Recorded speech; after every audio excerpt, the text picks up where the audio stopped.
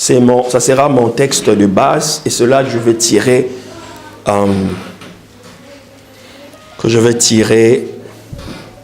le thème. À partir du verset 13, Jésus étant arrivé dans le territoire de Césarée de Philippe, demanda à ses disciples, qui suis-je au dire des hommes? Moi, le Fils de l'homme. Vous voyez, il leur pose la question en cachant sa vraie identité. Il veut leur parler de lui, de sa vraie identité, mais il leur donne une image terrestre. Comme je vous ai dit, il a toujours la façon d'aborder les choses spirituelles, mais en nous parlant des choses naturelles. C'est très important. Qui suis-je au dire des hommes, moi le Fils de l'homme? Et ils répondirent, les uns disent que tu es Jean-Baptiste, les autres Élie, les autres Jérémie, ou l'un des prophètes. Vous voyez, je fais une parenthèse, c'est très important quand tu es avec des gens, que les gens sachent qui tu es.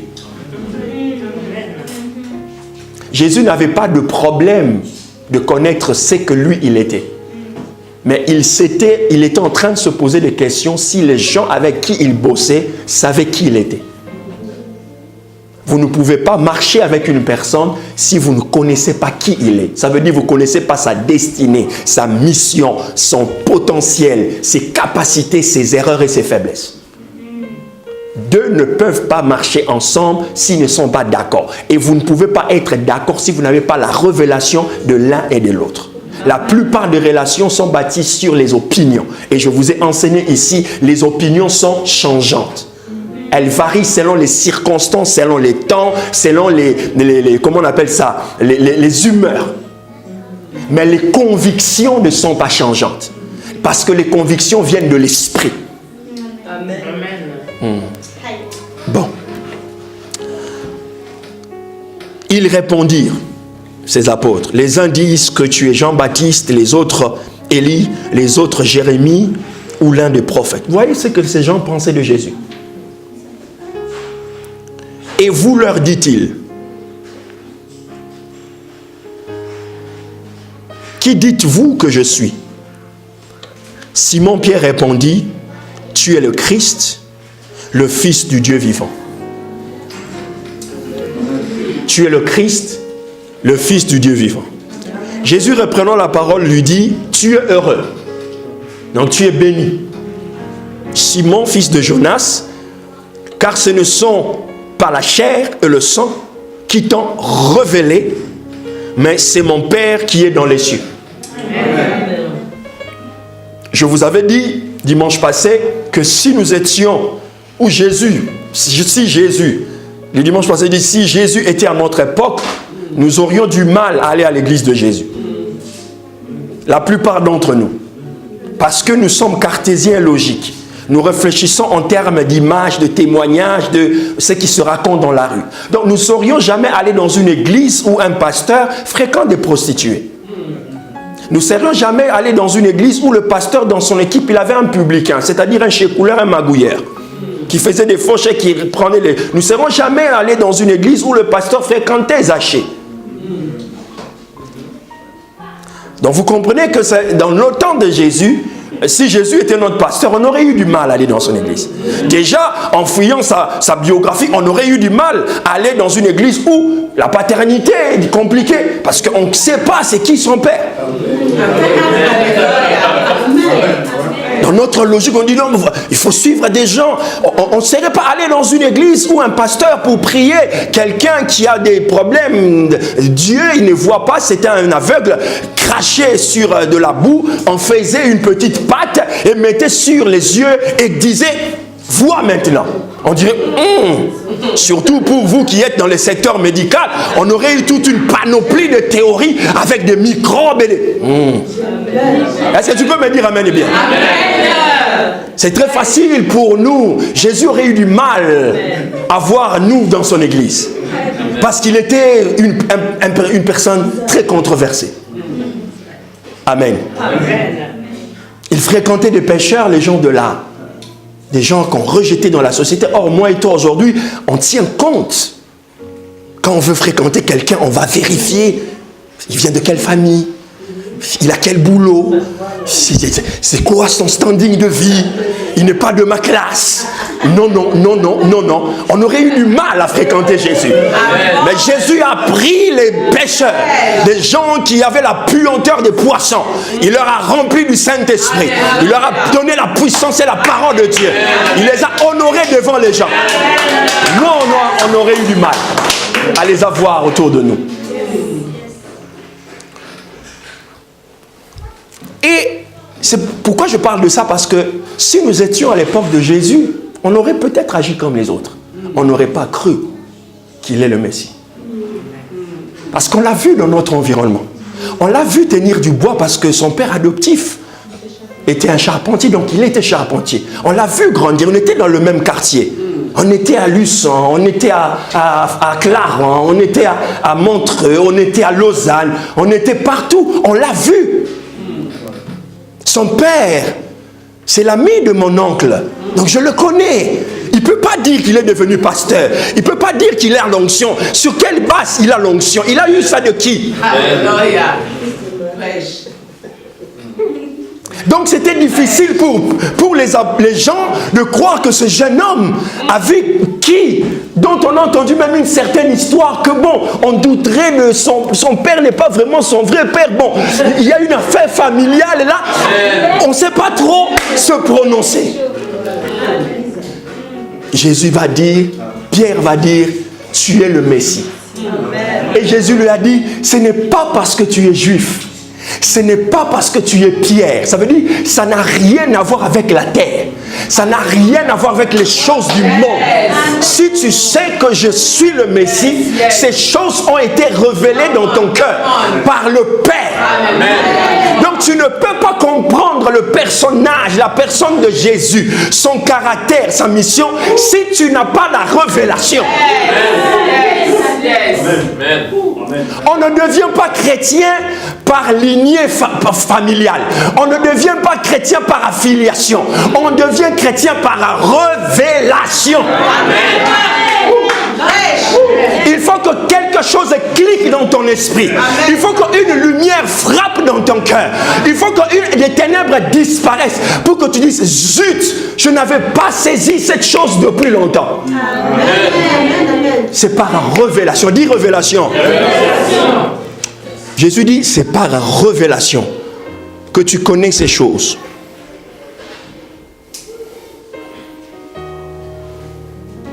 Ce n'est pas par la chair et le sang. Ce n'est pas par nos efforts. Et il continue en disant à Pierre, et moi je te dis, tu es Pierre, et que sur ce roc, je bâtirai mon église. Et les portes de l'enfer, les portes du séjour des morts, ne prévaudront point contre elle. C'est la première fois que Jésus parle de son église.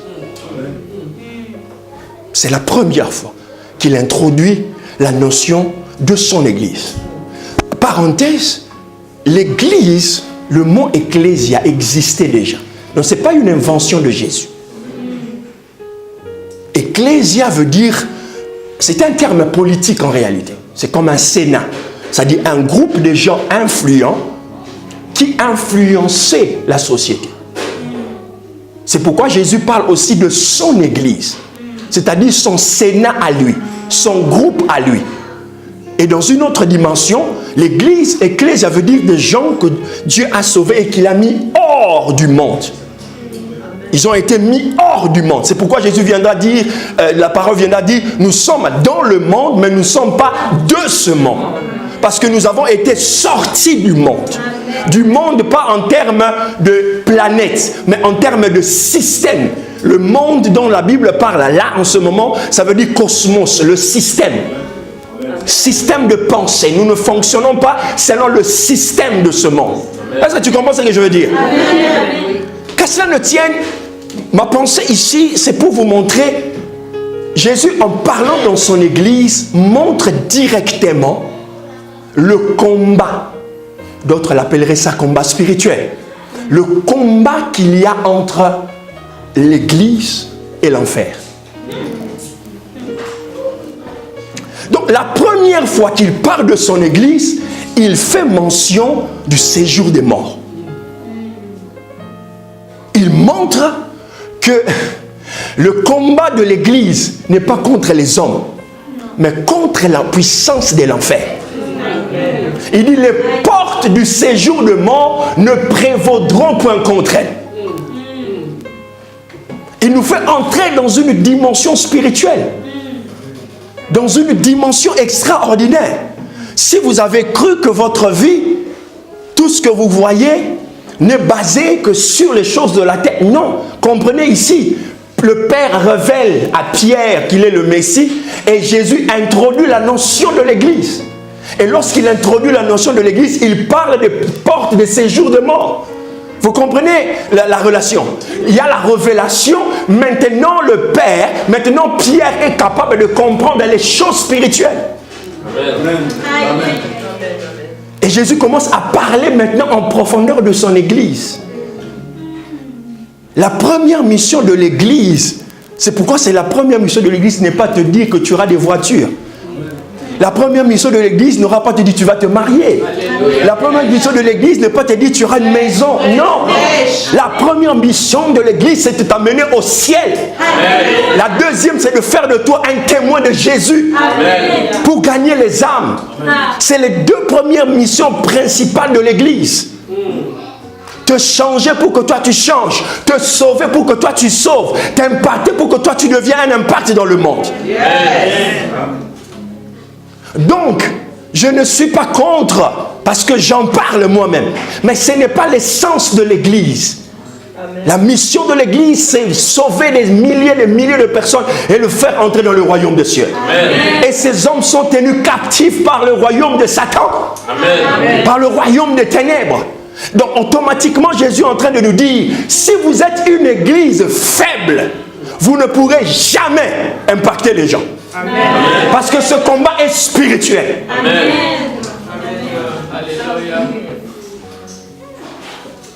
Ça veut dire certaines vies, certaines personnes, certaines familles sont sous l'emprise du diable. Amen. Amen. Donc aujourd'hui, je vais introduire cette notion de les activités du royaume des ténèbres ou de l'enfer. Loin de moi, généralement, ceux qui me connaissent, vous me connaissez, je ne fais pas la publicité du diable. Donc, je parle de lui vraiment très peu, comme Jésus l'a fait d'ailleurs. Voilà. Mais Jésus a enseigné. Je vous ai dit aussi que les meilleures façons de comprendre, c'est de comprendre les choses par leurs principes. De ne pas comprendre les choses dans leur particularité, mais dans leur généralité et objectivité. Jésus enseignait les choses par principe. Il ne faut pas prendre un exemple pour un modèle. Non, il faut prendre le principe pour modèle. Amen. Est-ce que vous comprenez cela? C'est très important. Ces principes de la Bible, pour mieux comprendre la Bible.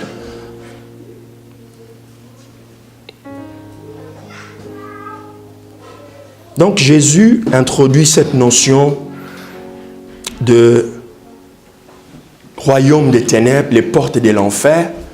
Et automatiquement, lorsqu'on parle de royaume des ténèbres, on voit Satan, on voit les démons. Je vous ai expliqué aussi l'origine. Je ne veux pas entrer dans la théologie aujourd'hui parce que certaines matières demandent beaucoup de temps pour les expliquer. Nous n'avons pas le temps.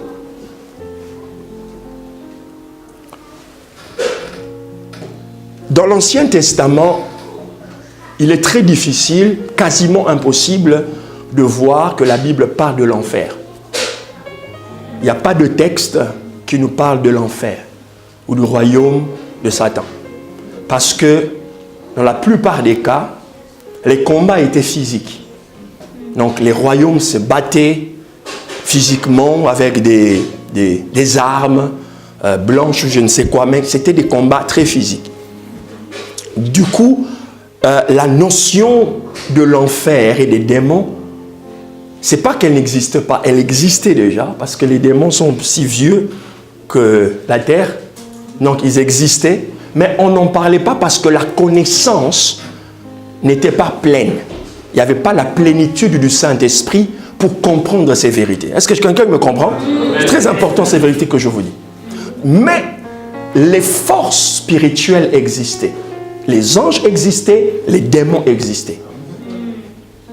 Mais c'est rare dans la Bible où tu vas entendre Moïse parler de démons, ou Abraham parler de démons, ou le prophète Samuel parler de démons. C'est quasi inexistant. La notion, entre guillemets, ou en parenthèse, de la démonologie, parce que c'est un chapitre dans l'étude biblique, ou la théologie, est vraiment introduit par Jésus, en parlant de royaume des ténèbres. Bref, mais il y a des textes où on peut déjà voir certaines réalités spirituelles. Amen. Regardez par exemple, je vais lire avec vous 2 Rois, chapitre 6, verset 16. Oui, il faut me cadrer ces enfants-là. Je ne veux pas être dérangé. Merci. 2 Rois, chapitre 6.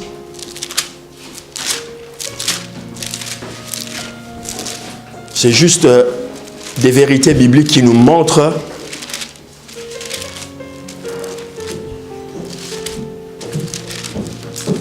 Deux Rois, chapitre 6, j'ai dit, verset 16, ok?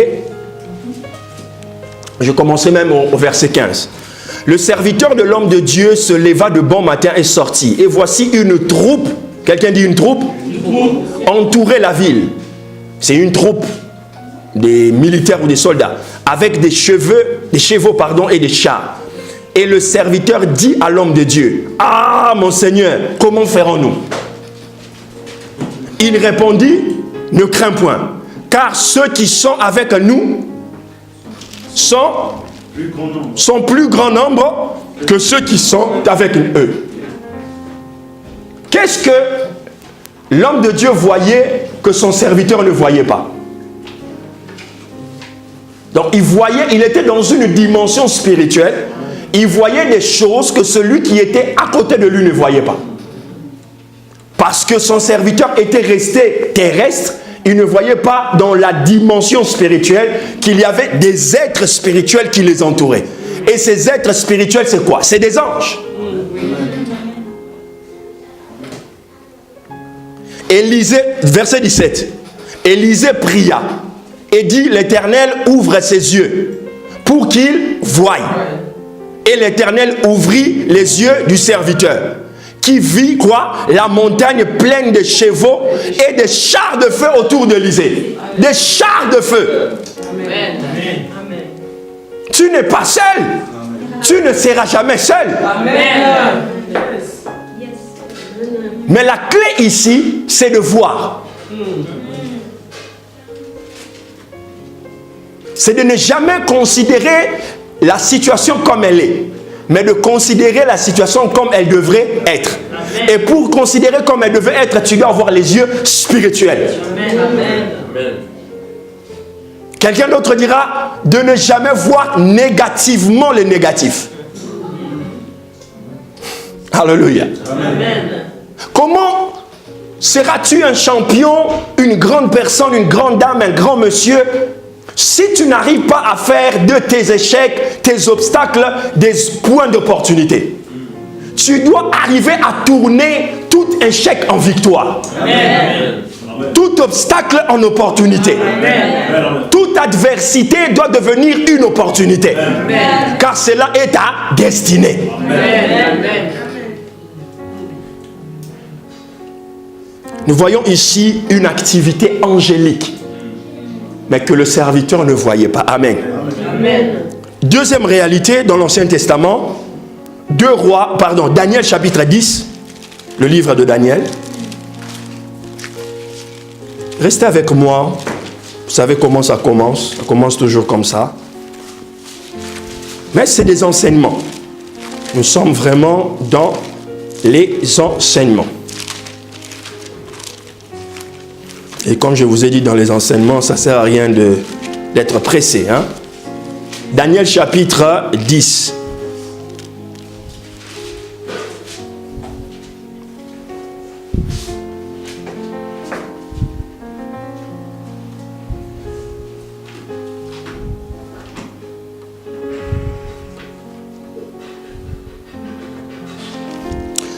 il y a pas mal de versets à lire.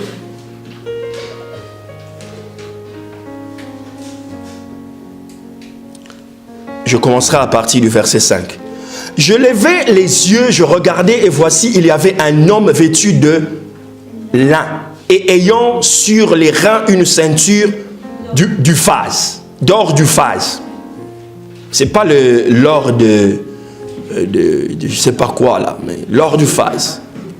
Son corps était comme de chrysolite. Allez faire des recherches, hein.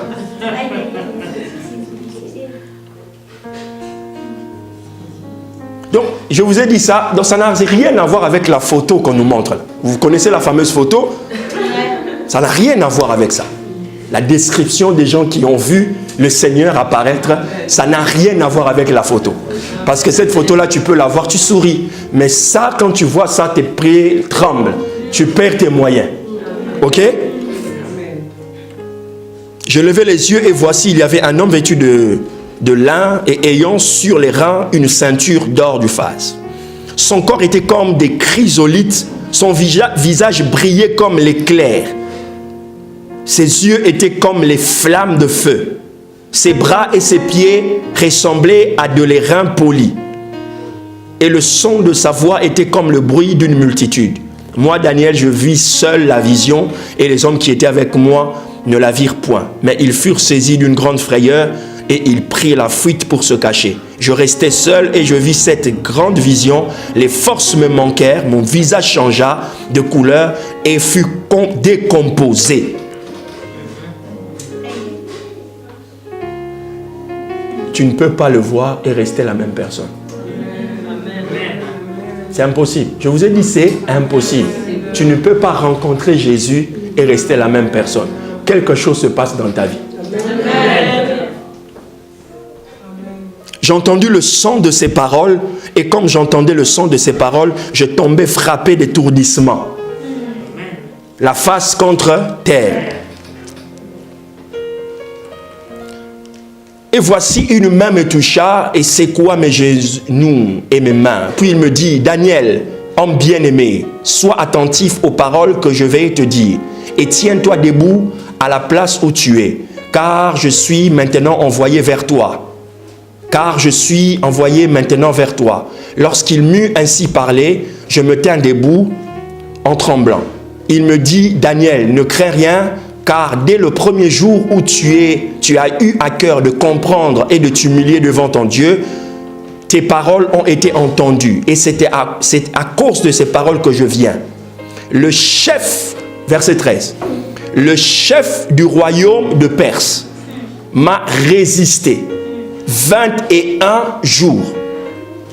Mais voici qui? Michael, l'un des principaux chefs, est venu à mon secours. Et je suis demeuré là auprès des rois des Perses. Je viens maintenant pour te faire connaître ce qui doit arriver à ton peuple dans la suite de temps, car la vision concerne encore ces temps-là.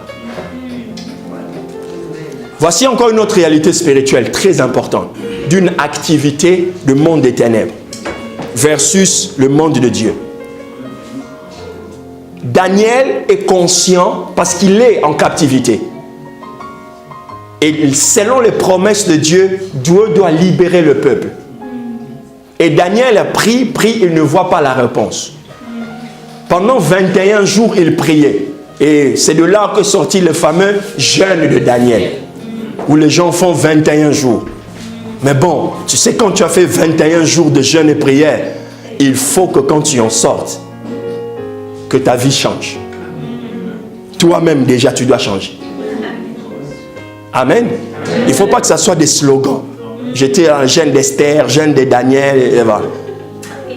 Hein? Jeûne de Moïse, jeûne de Jésus. Il faut que quelque chose se passe. Alléluia. Dis-moi amen bien. Amen. La vérité, c'est quoi? Le prince de Perse. Les mots ne sont pas anodins quand la Bible l'utilise. Perse, c'est l'ancien Iran.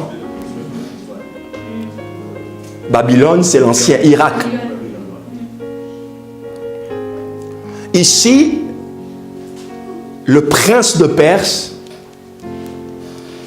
c'est l'image ou le symbole d'une autorité démoniaque, un démon, une autorité qui s'oppose à la prière de Daniel. Je voudrais que vous compreniez cette réalité, qui s'oppose à la prière de Daniel. C'est-à-dire qu'il a bloqué l'ange qui a mené la réponse. Et quand Daniel est entré en prière, il a réclamé cela. Qu'est-ce qui se passe? Dieu envoie Michael. On voit ici une entité. Est-ce que vous comprenez ça? Ça veut dire que l'ange qui était porteur du premier message n'avait pas assez de force pour résister au prince de Perse. Il était bloqué. Tu ne comprends pas ce que je dis? Et la dimension spirituelle dans laquelle Daniel est entré a permis à Dieu d'ouvrir et d'envoyer Michael, qui est le chef des armées. L'ange en chef de tous les anges guerriers au ciel. C'est lui qui a été dépêché pour combattre l'ange de Perse, afin que Daniel reçoive. Donc l'activité des démons existait déjà dans l'Ancien Testament. Alléluia. Mais comme je vous ai dit ici, il n'y avait pas la plénitude du Saint-Esprit. Parce que dans l'Ancien Testament, les gens n'avaient pas la plénitude du Saint-Esprit. Le Saint-Esprit venait et il partait.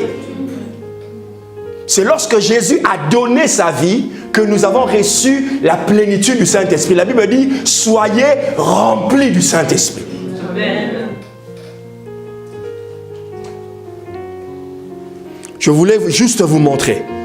Je peux aller avec beaucoup d'exemples. Lorsque le mur de Jéricho s'écroule, dans la dimension spirituelle, il y a une activité angélique qui fait écrouler ces murs-là. Amen. Alléluia. Amen. Alléluia. Amen.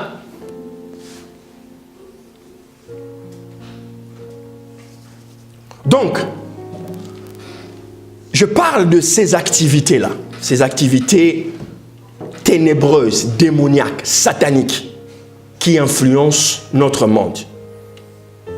Je fais un exposé maintenant sur la présentation de ce royaume. Comment il fonctionne, le royaume des ténèbres. Luc chapitre 11, versets 15 à 23. Luc chapitre 11. Le but de cet enseignement, ce n'est pas de faire l'apologie du diable. Ce n'est pas que tu commences à voir des démons partout, mais c'est pour que tu comprennes le système de fonctionnement des choses spirituelles. Amen. C'est le but, que tu sois efficace. Je ne veux pas que quand tu es en face d'un problème, que tu cites tous les noms des démons, après rien ne se passe. Je n'aime pas ce genre de prière. Vous voyez? Je veux que tes prières soient efficaces. Quand tu pries, tu as un résultat. Et tu comprends la chose que tu combats. Ok? Amen. Luc chapitre 11, à partir du verset 15.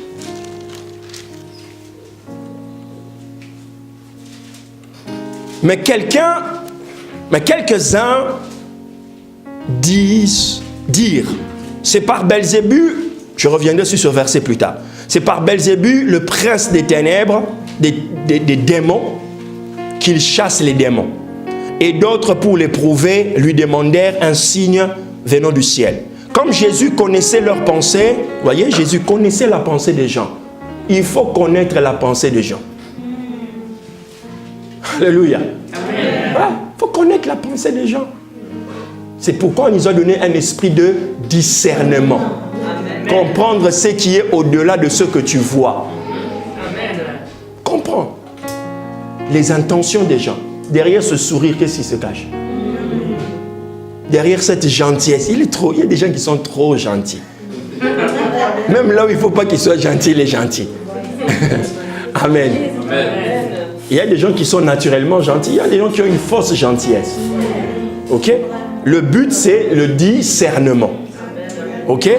Le discernement.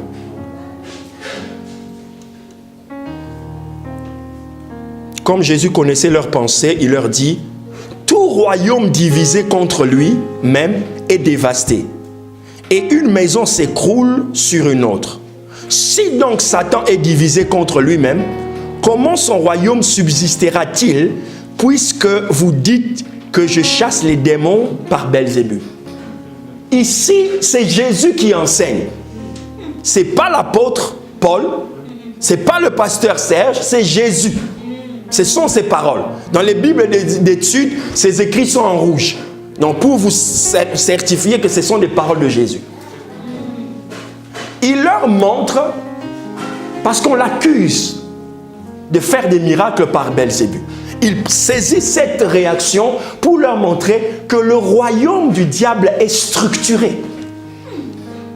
Il fonctionne avec des structures. Et chaque chose qui fonctionne avec des structures arrive généralement à atteindre ses objectifs. Est-ce que tu comprends ça? Ça veut dire qu'ils ne font pas des choses par hasard. Tout est calculé. Tout fonctionne comme ils l'ont prévu. Il y a une hiérarchie, il y a une structure, il y a une capacité de mettre un projet, de le réaliser. C'est une structure qui fonctionne. Ils ne sont pas désordonnés. C'est Jésus qui en parle. Il dit, si un royaume est divisé en son intérieur, il ne peut pas subsister. Donc on nous montre ici, chaque structure qui est désorganisée dans son interne ne peut pas fonctionner à merveille. Amen. Une famille désordonnée à l'intérieur ne peut pas fonctionner. Une relation désordonnée à l'intérieur ne peut pas fonctionner. Une église désordonnée à l'intérieur ne peut pas fonctionner. Une nation désordonnée ne peut pas fonctionner. Amen. Avance. Amen. Rien ne peut fonctionner lorsque la structure n'est pas en place. Amen. Et il dit que le royaume de Satan est structuré. Donc ils te connaissent. Ils connaissent ta vie. Ils savent quoi mettre où pour te nuire, pour te décourager. Ils sont structurés. Amen. Ils ont des informations sur toi. Amen. Ils savent qui utiliser pour te faire mal. Amen. Oh, dis-moi Amen bien. Amen. Ils savent, ils sont structurés, ils ont des agents d'information, ils sont dans la nouvelle technologie, ils sont dans les réseaux sociaux, ils savent, ils connaissent des choses que toi tu ignores. Amen. Ils ont un mode de fonctionnement, un modus operandi. Ils savent comment opérer.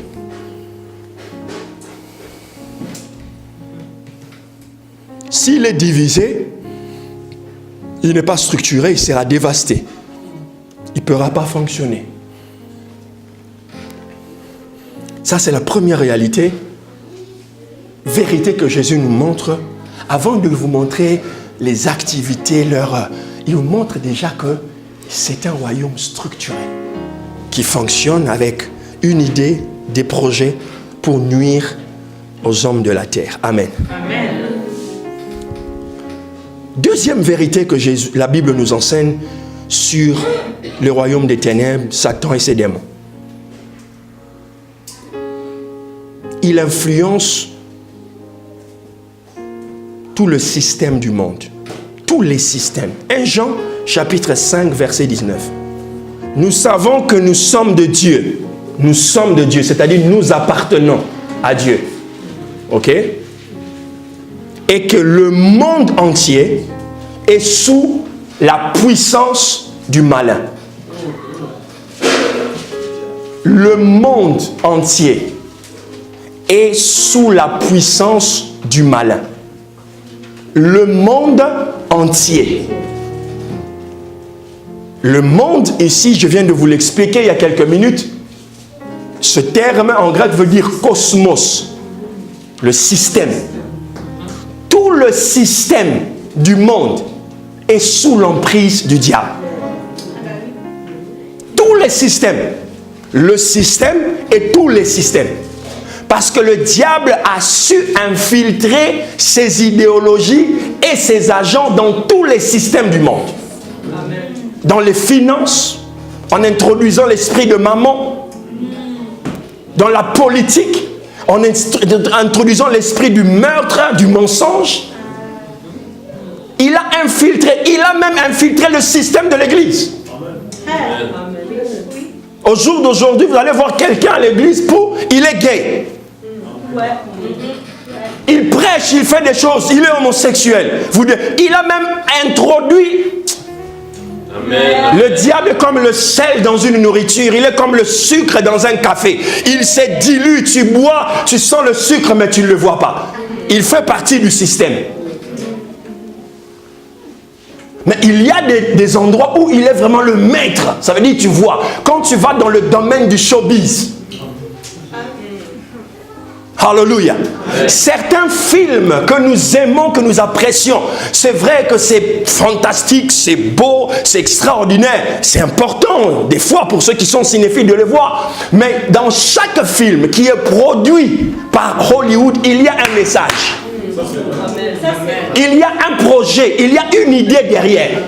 La première idée, c'est de faire de l'argent. La première. Mais la deuxième, c'est de faire introduire une mentalité. Aujourd'hui, il y a une série que beaucoup d'entre les Blacks aiment. Comment ça s'appelle? Empire. C'est une série que beaucoup affectionnent. Regarde les Blacks, les machins. Mais quand vous regardez cette série, et dans la plupart de certains films aujourd'hui, on veut vous faire croire que maintenant l'homosexualité est normale. Vous devez intégrer ça dans votre vie maintenant. C'est devenu normal. Ça veut dire dans chaque famille, on peut avoir un homo. C'est normal. C'est le but. Il ne faut pas leur faire du mal. Et vous allez remarquer que dans le monde des designers, là vous allez voir la plupart des grands designers, la plupart. Nous étions en train de voir un document récemment avec maman Nathalie. Nous étions choqués. Même les vieux, les plus grands, là, pas les jeunes même, les vieux. La plupart de tous, pour ne pas citer leur nom. Les précurseurs, tous, c'est des gays. Et dans un monde comme ça, c'est inféodé, c'est... Alléluia. Est-ce que tu comprends ce que je veux dire? Amen. Prêche. Amen. Donc, vous devez comprendre ces réalités qui sont dans ce monde.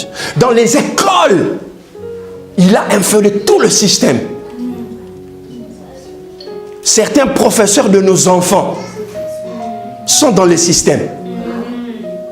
Quand avant de sortir le matin dans leur maison, ils manipulent des choses.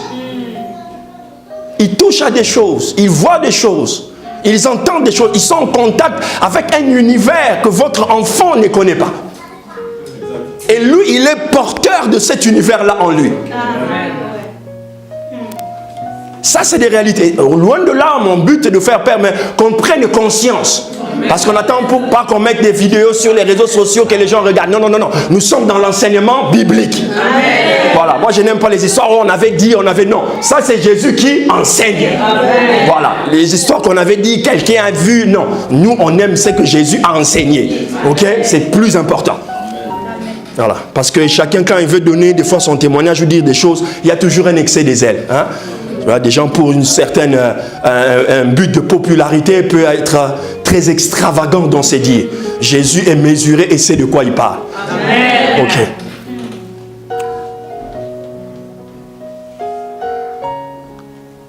Tout l'emprise du mal. Matthieu chapitre 4. Le diable contrôle les richesses du monde. Matthieu chapitre 4, une autre vérité spirituelle sur l'activité des démons, de Satan et de ses démons. N'est-ce pas que c'est un très bon enseignement? Voilà. Jésus, je vous avais dit, Jésus c'est le meilleur prédicateur qui existe. C'est le meilleur enseignant.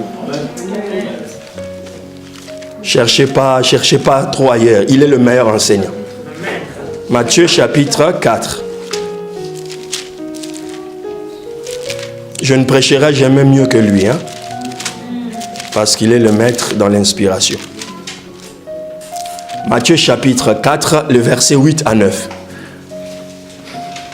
Le diable le transporta, lui qui? Jésus, encore sur une montagne très élevée.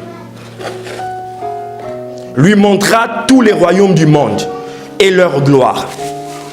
Il leur montra tous les royaumes du monde et leur gloire. Et lui dit, il dit à Jésus, donc vous pouvez imaginer le culot le culot que le diable a de venir parler à Jésus. Et toi, tu penses qu'il peut avoir peur de toi? Et lui dit, je te donnerai quoi? Toutes ces choses, c'est-à-dire ces royaumes, ces richesses. Si tu fais quoi? Tu te prosternes et tu m'adores. Donc, ici, il y a des vérités très puissantes. La première, le diable a la capacité d'offrir des richesses, des royaumes et la gloire, à condition que tu l'adores. La deuxième vérité, c'est que ce texte nous montre que les adorateurs obtiennent toujours quelque chose. Si tu adores le diable, tu peux recevoir. Et à combien plus forte raison si tu adores Dieu? Amen. Tu ne peux pas être un adorateur et que Dieu ne te donne pas. Non. Parce que Dieu sait que tu as le cœur de donner aussi. Alors, tu ne m'as pas dit un amen phénoménal.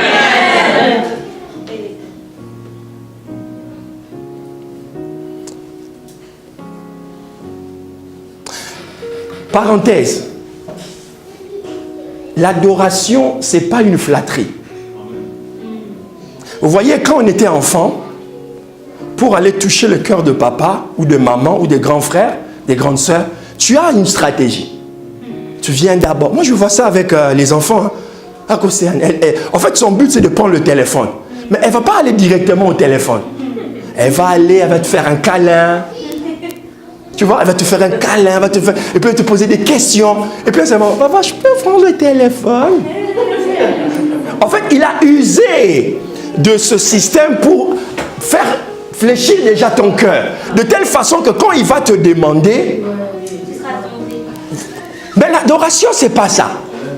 L'adoration, c'est pas flatter Dieu. Non, l'adoration c'est de lui dire ce qu'il est. Même s'il ne donne pas ce que j'ai envie d'avoir. Mais pour moi il reste le pourvoyeur. Il reste celui qui me donne. Donc ça veut dire qu'il peut me refuser, mais cela ne m'empêche pas de l'aimer. Alléluia. Alléluia. Amen. Est-ce que tu as compris? Maintenant, si je veux élever Dieu dans l'adoration dans une autre dimension, je ne dirai pas seulement à Dieu ce qu'il est, mais je lui dirai aussi, il y a des choses que toi seul peux être capable de faire. Lorsque vous avez en face de vous quelqu'un qui vous dit, il n'y a que toi qui peux me sortir de cette affaire, tu te sens quoi? Pousser des ailes. C'est pareil avec Dieu. L'adoration ne consiste pas seulement à lui dire ce qu'il est, mais aussi à lui dire, il n'y a que toi qui peux changer cette situation. Si toi tu ne descends pas, je suis mort. Est-ce que tu comprends ça?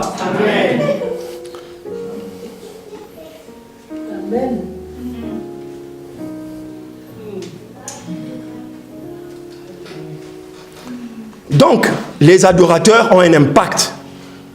Satan ici est montré comme le détenteur de certaines richesses dans le monde. On ne va pas entrer dans les détails, mais ceux qui le servent, ceux qui ont signé des pactes avec lui, ceux qui sont dans certaines choses avec lui, il leur donne la gloire. Il donne la gloire, il donne l'argent, il donne la célébrité. Il donne. Il donne vraiment. Non, il ne faut pas se tromper, il donne. Hein, tu deviens célèbre. On te chante, on te donne l'argent. Tu veux Rolls Phantom, tu as. Tu veux Bentley, tu as. Laisse-moi parler comme il va. Donc, vous comprenez qu'il est détenteur de ces richesses-là. Il influence le monde, il est détenteur des richesses. C'est pourquoi un chrétien ne peut pas comparer sa vie avec une autre personne. Parce que les sources des revenus, les sources d'obtention des choses ne sont pas toujours les mêmes. Amen. Il y a des gens pour arriver à ces postes-là que toi tu envies, ils ont fait quelque chose. Je ne vais pas les citer ici. Et toi tu dis, mais comment ça se fait que lui, elle a ça, elle a ça. Tu ne sais pas par quoi il est ou elle est passée pour arriver là. Amen. Est-ce que tu m'as dit amen? Il y a des sacs que tu veux avoir, ça coûte 20 000 euros. Et ça coûte 20 000 euros. Ça coûte 20 000 balles. Alors, si tu n'es pas dans ce milieu-là, comment tu vas économiser? Alors, il ne faut pas se morfondre la tête de commencer à chercher les fakes. Ne cherche pas les fakes. Achète ce qui est à ton niveau. Et du vrai. Amen. Non. Les gens se trompent eux-mêmes. Ils s'abusent eux-mêmes. Ils se font du mal à eux-mêmes. Parce qu'ils veulent comparer. Ils veulent se mettre à la diapason de Kim. Hein? Je n'ai pas cité le nom. Hein? J'ai cité le prénom. Non, allez-y pour chercher le nom. Ils veulent se mettre dans une dimension. Les pasteurs, ils regardent tout. Pourquoi? Ils s'inféodent même dans ces séries télé. Et tout le monde veut être comme ça. Système. Amen. Des images. Ils utilisent des images fortes pour influencer. Tu vois? Pour influencer. Je ne veux pas trop entrer dans les noms des gens, mais vous savez que certaines personnalités du showbiz, du cinéma, de la musique, lorsqu'ils sont élevés dans cette dimension de notoriété, ils sont porteurs de quelque chose. Et cette chose-là s'impacte dans les générations.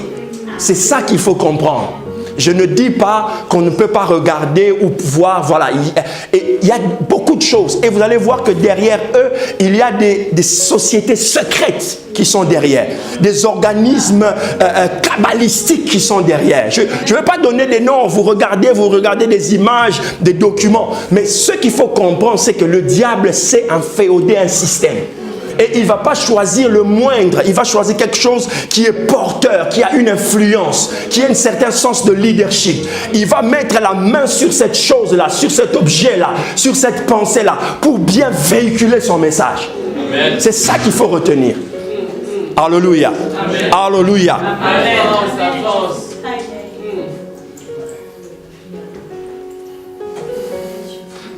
Il parle encore d'un principe ici très important. L'esprit impur. Regardez ce principe très important que Jésus enseigne. Et moi, j'appelle ça le principe de renforcement des capacités démoniaques. C'est comme ça que j'appelle ça. Principe de renforcement de capacités démoniaques. Regardez. Lorsque l'esprit impur est sorti d'un homme, ok, il va dans les lieux arides pour chercher du repos. Vous voyez, il sort pour aller chercher du repos. N'en trouvant point, il dit, je retournerai dans ma maison. Vous voyez déjà la vérité? Je retournerai où? Dans ma maison. Donc le démon qui a possédé un corps considère ce corps comme sa maison. Vous voyez les vérités que Jésus nous enseigne? Il considère que ce corps est sa maison. Et quand il arrive, il la trouve balayée et ornée. Alors il s'en va et il prend 7 autres esprits plus méchants, plus puissants que lui. Ils entrent dans la maison, s'y établissent et la dernière condition de cet homme est pire que la première. Vous voyez la réalité spirituelle? Il se renforce. N'oubliez pas, le royaume, il est quoi? Structuré. Vous voyez comment la structure fonctionne? Il sort, il va aller chercher les compagnons. Il va leur dire qu'il y a une maison là-bas, on peut squatter là-bas. On peut élire domicile là-bas. C'est vide. Et la condition devient pire. Pourquoi? Il y a 7 autres qui sont venus, mais qui sont plus méchants. C'est pourquoi lorsque on a commencé un processus, Jésus a commencé un processus dans ta vie, il ne faut pas partir. Il faut l'achever pour avoir la plénitude du Saint-Esprit. Si tu ne l'achèves pas, c'est une ouverture pour que ta condition devienne pire qu'avant. Il y a des gens qui sont venus à l'église, on a prié pour eux, un démon est sorti, il est parti. Et lui, il a cru que c'était fini. Oh, ce n'était pas fini. Et 4 jours plus tard, il a redemandé. Il a dit, oh, on a prié pour lui, on a commencé juste, oh, mais venez. Il revient avec d'autres démons. Vous comprenez ces réalités spirituelles? Les démons, ce n'est pas une imagination. Ça, c'est les enseignements de Jésus. Donc, tu ne peux pas être disciple de Jésus, être chrétien et ne pas croire que les démons existent. C'est se mentir. Parce qu'il a pris le temps d'enseigner. C'est lui qui enseigne. Il a pris le temps de montrer que c'est des esprits. Et puis il a dit, c'est des esprits méchants. Il a bien qualifié, c'est des esprits méchants. Non, ils viennent pour détruire. On ne blague pas avec le démon. Ce n'est pas notre cousin. Il n'est même pas un cousin éloigné. Non. C'est un esprit méchant. Donc si tu as l'opportunité de le coincer, il faut le coincer. Moi je me rappelle l'activité démoniaque. Là je vous ai montré la structure et les principes de son opération. Il fonctionne dans ce sens. Il opprime et il possède. L'oppression et la possession. Ce sont deux créneaux majeurs. L'oppression et la possession. Il opprime, il oppresse et il possède. Il oppresse quand il ne peut pas entrer. Mais il possède quand le champ est vide. Et s'il oppresse, il oppresse, il oppresse, ou il opprime, il opprime. Et si on s'affaiblit, il peut posséder. Un chrétien, né de nouveau, mais qui abandonne la foi, qui rentre dans le monde, qui va se donner dans le monde, peut, à un certain moment de sa vie, après être attaqué, devenir possédé. Est-ce que tu as compris ça? Amen. Regarde maintenant certaines activités du diable. Je vais essayer d'aller vite. Luc chapitre 13, verset 10. Je vais aller vite pour finir. Luc chapitre 13, verset 10.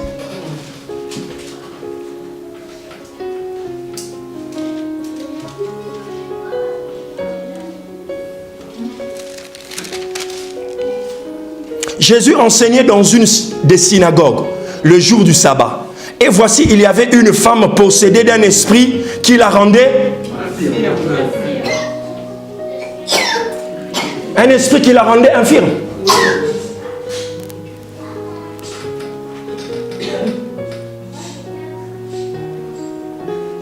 Depuis 18 ans. Et elle était courbée. Et ne pouvait pas du tout se redresser. Vous voyez, au-delà du système, il peut avoir un impact dans le physique d'une personne.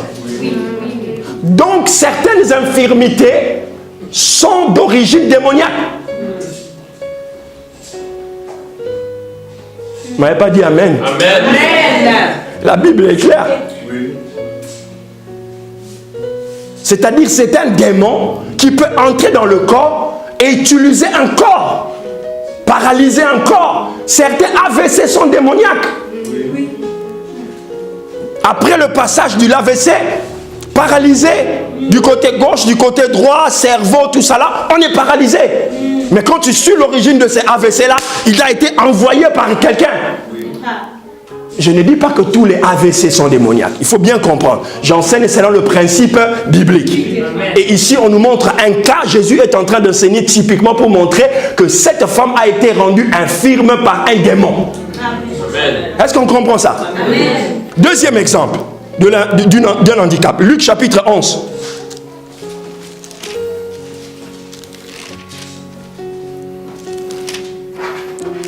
Tu vois la richesse de la Bible, hein?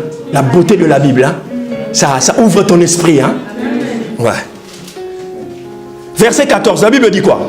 Jésus chassa un démon qui était muet. Lorsque le démon fut sorti, le muet parla. Amen. Tu vois? Il était muet, mais cette condition-là était démoniaque. C'est un démon muet qui a possédé cet homme et cet homme est devenu muet. Est-ce qu'on comprend cette vérité? Ça, c'est pas avec ta petite onction hein, ce démon va sortir. Si tu veux commencer à avoir des muets dans notre ministère, il faut qu'on augmente d'onction. Est-ce que vous comprenez ça? Amen. Hein? Il y a des choses pour que ça parte, il faut que l'onction monte. Amen. Moi, j'ai déjà vu dans une église, Je ne vais pas dire le nom. J'avais dans une église, généralement, le pasteur n'a pas l'habitude de prier pour les gens, d'imposer les mains aux gens. Et j'entre dans l'église, on commence à faire le service, je prêche, on me donne le micro. Quand je commence à souffler sur la salle, on commence à prier pour les gens, le pasteur lui-même, il était surpris de voir comment certaines personnes étaient possédées. Parce qu'il ne faisait pas ça. Lui prêchait seulement, que Dieu vous bénisse. Mais il y avait des gens possédés. Pourquoi les démons se sont manifestés, sortis? À cause de la dimension de l'onction. Dans certaines églises, vous voyez, c'est bien. Si on met quelqu'un de loin là, vous allez voir des choses. Toi-même, tu dis, hé! Est-ce que tu peux me dire amen bien? Donc, crois avec l'onction. Grandis avec l'onction. Tu iras dans la maison d'une amie que tu as toujours visitée. Tu entreras, tu vois seulement, il n'arrive plus à te regarder. Mais tu ne comprends pas, tu ne comprends pas. Oh, c'est quoi l'histoire? Il n'arrive pas à te regarder. C'est l'onction qui augmente.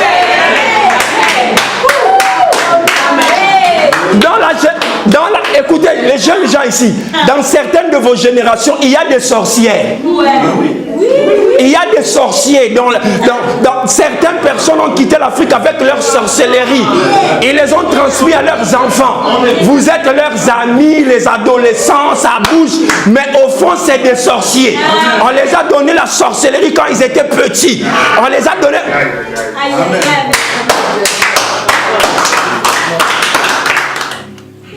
Comme nous allions au lieu de prière, une servante qui avait quoi?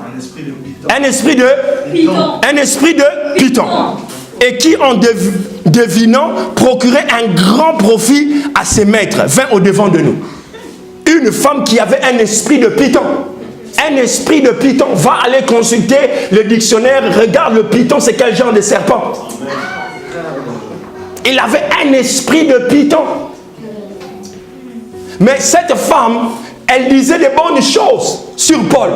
Regardez la suite. Quand Paul passait, il disait, waouh, Paul, tu es un serviteur de Dieu. Tu es un homme ouin. Mais derrière elle, il y avait un esprit de python. Un très mauvais esprit. Qui utilisait le bon pour le mauvais projet, le mauvais objectif. Ce n'est pas tous ceux qui nous disent pasteurs qui ont un bon esprit. C'est pourquoi je dis toujours, ma femme, j'ai dit même à Nadine, j'ai dit, dans toute ma vie, j'ai tout vu. J'ai tellement vu des choses qu'aujourd'hui, les pasteurs, ça ne m'impressionne guère. Jamais. Moi, il faut faire ce que je t'enseigne. Pour me toucher, m'impressionner, c'est quand tu commences à faire ce que je t'enseigne, c'est là où je commence à comprendre qu'il y a un lien qui s'est tissé. Mais les liens de parole, ça ne m'importe pas du tout. Parce qu'on voit un esprit de python. C'est quoi? Amadoué.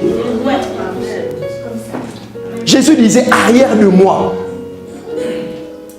Pourquoi? Parce que nous avons prophétisé en ton nom. Nous avons chassé les démons en ton nom. Jésus dira dans les derniers jours, je vous dirai, arrière de moi. Parce que je ne vous ai jamais connu. Vous qui commettez l'iniquité. Alléluia. Donc, toi aussi tu dois comprendre. Ce n'est pas tout ce qu'ils te disent, Eric. Ce n'est pas tout ce qu'ils disent, j'adore ça. Oh, Alex. Non. Il faut l'esprit de discernement. Écoutez, prêcher ne fait pas de moi un enfant de Dieu. Chanter ne fait pas de toi un enfant de Dieu. Être maman pasteur ne fait pas de toi un enfant de Dieu. Ça ne fait pas de toi un enfant de Dieu. Tu dois être né de nouveau, rempli du Saint-Esprit, marchant dans la crainte de Dieu, délivré de tous les démons, de tous les esprits. C'est ce qui fait de toi un enfant de Dieu. Ce n'est pas par affiliation, ce n'est pas par héritage, ce n'est pas parce que je suis dans une famille chrétienne. Je viens de me... Non, tu dois faire la rencontre avec Jésus. La délivrance doit passer dans ton cœur. À un moment, tu dois devenir rempli du Saint-Esprit. Il t'utilise pour gagner des âmes pour lui.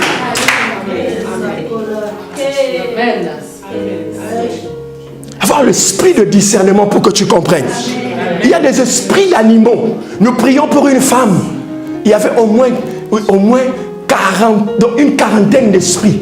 En 1 heure, on a vu une manifestation de quarantaine d'esprits qui sortaient d'elle. Des fois, elle fait des trucs de serpent, des fois, elle fait des trucs de tigre. Elle avait que la jungle en elle. Tous les esprits des animaux étaient venus habiter dans son corps. Alléluia. Regardez Apocalypse, j'ai dit quoi? Regardez Acte 19, Acte 19, verset 13.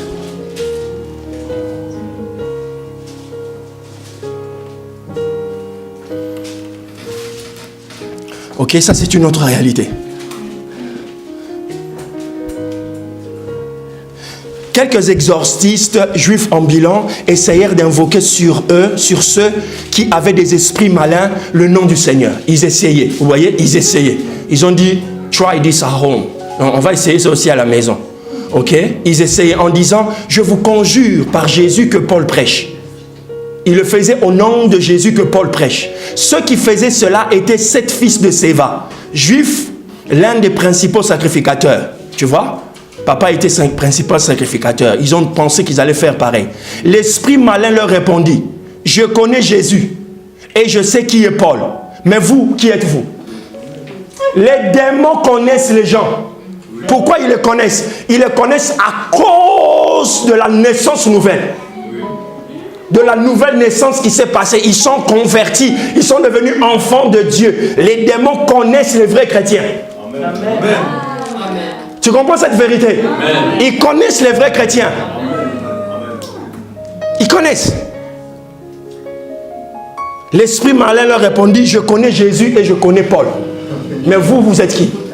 Et pourtant, ils chassaient les démons au nom de Jésus. Et l'homme dans lequel était l'esprit malin faisait quoi?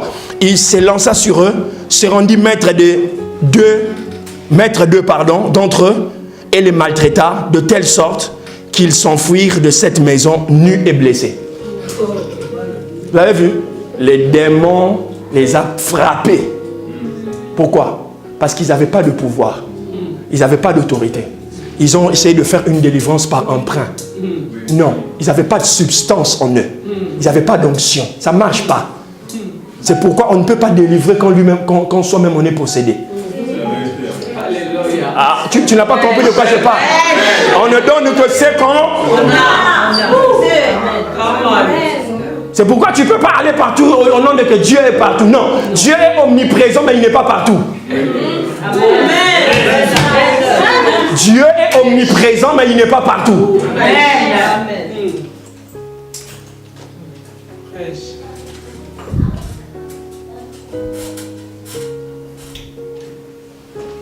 Voyez ces activités démoniaques. Comment est-ce que le diable agit? Le dernier, regardez dans 1 Timothée chapitre 4. 1 Timothée chapitre 4, c'est le dernier, je finis. 1 Timothée chapitre 4, versets 1 à 3. Mais l'Esprit dit expressement que dans les derniers temps, quelques-uns abandonneront. Quelques-uns abandonneront. Quelques-uns abandonneront. Donc quand tu vois quelqu'un abandonner la foi, c'est pas que c'est normal, mais dans les derniers temps, il y a des choses qui arriveront. Voilà. Ils abandonneront la foi, pourquoi? Pour s'attacher à des esprits et à des doctrines des... Vous voyez? Les démons ont des doctrines. Ils les véhiculent. Les doctrines, c'est des pensées. Tu vois? Des pensées qui commencent à entrer dans la tête des gens pour disloquer les institutions de Dieu. Le mariage, l'amitié, la famille. Vous voyez? Vous voyez, c'est moi dans un couple, ils étaient bien. À un certain moment, quelque chose entre. Soit l'homme, soit la femme. Ça commence à doctrine. J'étais parti là-bas. Oh non, non, moi j'ai vu. Et d'ailleurs, non, non, il commence à sombrer. Ça sombre. Boum. Les doctrines des démons. À l'église. Vous voyez, un pasteur, il avait fait un voyage, il était parti dans un pays, il ne sait pas, il a rencontré un homme de Dieu, parce qu'il a vu que cet homme de Dieu avait beaucoup de gens, et tout ça là. Oh, comment toi tu fais pour avoir... Non, non, non. Je connais des hommes de Dieu, j'en connais, qui ont suggéré à certaines personnes d'aller rencontrer d'entrer dans tel cercle pour qu'on leur donne l'influence. Des doctrines des démons. Si tu fais ça, tu vas voir des choses. Des doctrines des démons. On va te donner un truc, on va te donner un truc. Il faut commencer à prêcher ça, parler des choses comme ça. Écoute, si on restera à deux, qu'on reste à deux. Mais je prêcherai l'évangile. Si tu n'as pas un miracle, je ne te donnerai pas une fausse prophétie. Je ne te dirai jamais ce que Dieu ne m'a pas dit de te dire. Je ne veux pas te dire demain tu vas voir le miracle et pourtant Dieu sait que ce n'est pas demain, c'est dans 5 ans. Et moi pour t'amadouer, je commence à te dire c'est demain. Non, je ne le ferai jamais. Parce que aussi durement que je prêche l'évangile, je dois durement me traiter pour que je ne fasse pas entrer les gens au ciel et que le dernier jour, moi-même, je n'entre pas. Est-ce que tu me dis amen bien?